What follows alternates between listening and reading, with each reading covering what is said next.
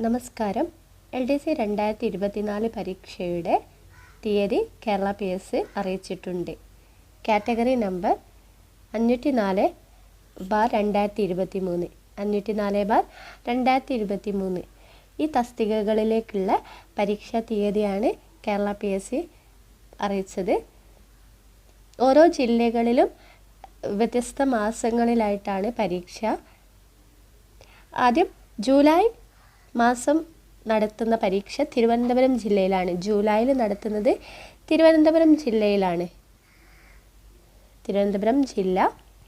ഓഗസ്റ്റിൽ കൊല്ലം, കണ്ണൂർ, പത്തനംതിട്ട, തൃശ്ശൂർ, കാസർഗോഡ്. ഓഗസ്റ്റിൽ നടത്തുന്നത് കൊല്ലം, കണ്ണൂർ, പത്തനംതിട്ട, തൃശ്ശൂർ, കാസർഗോഡ് എന്നീ ജില്ലകളിലാണ് നടത്തുന്നത്. സെപ്റ്റംബറിൽ ആലപ്പുഴ, പാലക്കാട്, കോട്ടയം, കോഴിക്കോട്. ആലപ്പുഴ, പാലക്കാട്, കോട്ടയം, കോഴിക്കോട് എന്നീ ജില്ലകളിൽ സെപ്റ്റംബർ മാസത്തിലാണ് LDC പരീക്ഷയുണ്ടാവുക. ഒക്ടോബർ മാസത്തിൽ ഇടുക്കി, മലപ്പുറം, എറണാകുളം, വയനാട് എന്നീ ജില്ലകൾക്കാണ് ഒക്ടോബർ മാസത്തിൽ തന്നെ തസ്തിക മാറ്റം വഴിയുള്ള നിയമനം കൂടിയുണ്ട് 14 ജില്ലകളിലും കൂടെ. ഒക്ടോബറിൽ തിരുവനന്തപുരം ജില്ലയിലുള്ളവർക്ക് സമയം വളരെ കുറവാണ്. ഇനിയും പഠിക്കാത്ത കുട്ടികൾ പഠിക്കാൻ ശ്രമിക്കുക. ഇപ്പോൾ പെരുന്നാളും വിഷുവും ഒക്കെ കഴിഞ്ഞ് എല്ലാവരും റെസ്റ്റിലായിരിക്കും. ആ റെസ്റ്റ് ഇങ്ങോട്ട് പോന്നിട്ടുണ്ടാവില്ല. അതേപോലെ ഇലക്ഷൻ്റെ ചൂട് ഒരു സൈഡിലുണ്ട്. അതും നമ്മുടെ പരീക്ഷയെ ബാധിക്കരുത്. പഠിച്ചത് റിവിഷൻ ചെയ്യുക.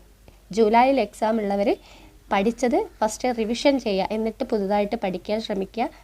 Maths, English, Malayalam daily practice ചെയ്യുക. സോഷ്യൽ കാര്യങ്ങളൊക്കെ റിവിഷൻ ചെയ്യുക. എന്നിട്ട് മാത്രം പുതിയത് ചെയ്യുക.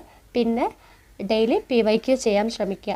എല്ലാ ദിവസവും ഒരു PYQ ചെയ്യുക. അതിൻ്റെ റിലേറ്റഡ് ഫാക്റ്റ് സ്വയം കണ്ടെത്താനും കൂടെ ശ്രമിക്കുക. അതായിരിക്കും ഏറ്റവും എഫക്റ്റീവായിട്ടുള്ളത്. ഇനിയുള്ള ദിവസങ്ങളിൽ നിങ്ങൾക്ക് ഫോളോ ചെയ്യാൻ പറ്റുന്ന ഏറ്റവും എഫക്റ്റീവായിട്ടുള്ള ഒരു മെത്തേഡ് അതാണ്. കാരണം ദിവസങ്ങൾ അത്രയേ ഉള്ളൂ. അതേപോലെ ഓഗസ്റ്റിലുള്ളവർക്കും അധികം ഇല്ല. എല്ലാ ജില്ലക്കാരും പഠിക്കണം. ഓഗസ്റ്റ്, സെപ്റ്റംബർ എന്ന് പറയുന്ന മാസങ്ങളൊക്കെ എത്രയും പെട്ടെന്നാണ് പോയിക്കൊണ്ടിരിക്കുന്നത്. അതുകൊണ്ട് എല്ലാവരും ഇതുവരെ പഠിച്ചത് റിവിഷൻ ചെയ്തതിന് ശേഷം മാത്രം പുതുതായിട്ട് പഠിക്കുക. പ്രീവിയസ് ഇയർ ക്വസ്റ്റ്യൻ ചെയ്യുക. പ്രീവിയസ് ഇയർ ക്വസ്റ്റ്യൻ ചെയ്യുമ്പോൾ ഞാൻ ഇതിന് മുന്നായിട്ട് പറഞ്ഞിട്ടുണ്ട് എന്നാണ് എൻ്റെ ഒരു ഓർമ്മ. നമ്മൾ ഓരോ പ്രീവിയസ് ഇയർ ക്വസ്റ്റ്യൻ ചെയ്യുമ്പോഴും ഏത് ടോപ്പിക് നിന്നാണ് വരുന്നത് എന്നുള്ളത് മനസ്സിലാക്കുക. ഏത് ടോപ്പിക്കാണ് കൂടുതൽ വരുന്നത് എന്നുള്ളത് മനസ്സിലാക്കി ആ ഭാഗം ക്ലിയറായിട്ട് പഠിക്കുക. ജസ്റ്റ് പ്രീവിയസ് ഇയർ ക്വസ്റ്റ്യൻ്റെ ആൻസർ മാത്രം നോക്കി പോവരുത്.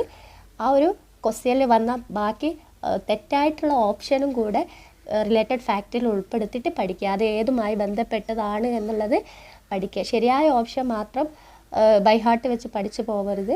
ഒരു ക്വസ്റ്റ്യൻ തന്നാൽ അതിൽ 4 ഓപ്ഷൻ തന്നിട്ടുണ്ടാവും. ആ 4 ഓപ്ഷനും നിങ്ങളുടെ കയ്യിലുള്ള റാങ്ക് ഫയൽ ഉപയോഗിച്ചിട്ടോ അല്ലെങ്കിൽ മറ്റെന്തെങ്കിലും സോഴ്സുകൾ നിങ്ങൾ പഠിക്കുന്ന മെത്തേഡ് ഏതാണോ അത് ഉപയോഗിച്ച് ആ ഒരു കാര്യം മനസ്സിലാക്കുക. എന്തുമായി ബന്ധപ്പെട്ടതാണ് എന്നുള്ളത് ഓപ്ഷൻ വെച്ച് മനസ്സിലാക്കി പഠിക്കുക. എന്നിട്ട് സിലബസിൽ ഇനിയും ഇമ്പോർട്ടൻ്റ് ആയിട്ടുള്ള പഠിച്ച് കഴിഞ്ഞിട്ടില്ല, കവർ ചെയ്തിട്ടില്ല എന്നുള്ളത് മാത്രം പഠിക്കുക. പിന്നെ ഇംഗ്ലീഷും മലയാളവും മാത്സും അതാണ് ഇമ്പോർട്ടൻ്റ്. നമുക്ക് റാങ്ക് മേക്കിംഗ് ക്വസ്റ്റ്യൻസ് അവിടെ നിന്നാണ് കിട്ടുക. പിന്നെ എക്കണോമിക്സ്, കോൺസ്റ്റിറ്റ്യൂഷൻ ഇത് പഠിച്ചത് തന്നെ വരുള്ളൂ. കാരണം ഹിസ്റ്ററിയൊക്കെ പഠിക്കുമ്പോൾ കുറച്ചുകൂടി വർഷങ്ങൾ കൂടുതൽ പഠിക്കുമ്പോൾ നമുക്ക് സ്റ്റേറ്റ്മെൻറ്റ് ക്വസ്റ്റ്യനിലൊക്കെ ചിലപ്പോൾ നമുക്ക് തെറ്റി പറ്റാൻ സാധ്യതയുണ്ട്. അതുകൊണ്ട് എക്കണോമിക്സ്, കോൺസ്റ്റിറ്റ്യൂഷൻ സിലബസ് കവർ ചെയ്യാൻ ശ്രമിക്കുക. എന്തായാലും ഏത് മാസത്തിലാണ് നിങ്ങൾ എക്സാം ഉള്ളവർ അവർ ഡീറ്റെയിൽഡ് ആയിട്ട് ഒരു സ്വയം ടൈം ടേബിളൊക്കെ ക്രിയേറ്റ് ചെയ്ത് പഠിക്കുക. എല്ലാ ജില്ലകളിലുള്ള ആളുകളും എക്സാം അടുത്ത് എന്ന തോന്നലിൽ തന്നെ പഠിക്കാൻ ശ്രമിക്കുക. എനിവേ എല്ലാവർക്കും നല്ലതുപോലെ ഈ എക്സാം എഴുതാൻ പറ്റട്ടെ. ഡെയിലി പ്രീവിയസ് ഇയർ ക്വസ്റ്റ്യൻ ചെയ്യുക. ഒന്നും കൂടെ പറയുകയാണ്, ഡെയിലി പ്രീവിയസ് ഇയർ ക്വസ്റ്റ്യൻ ചെയ്യുക. Okay, thank you.